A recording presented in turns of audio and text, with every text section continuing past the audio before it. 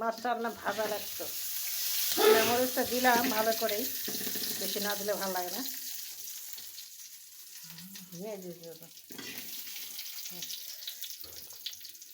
ডাল দিছে,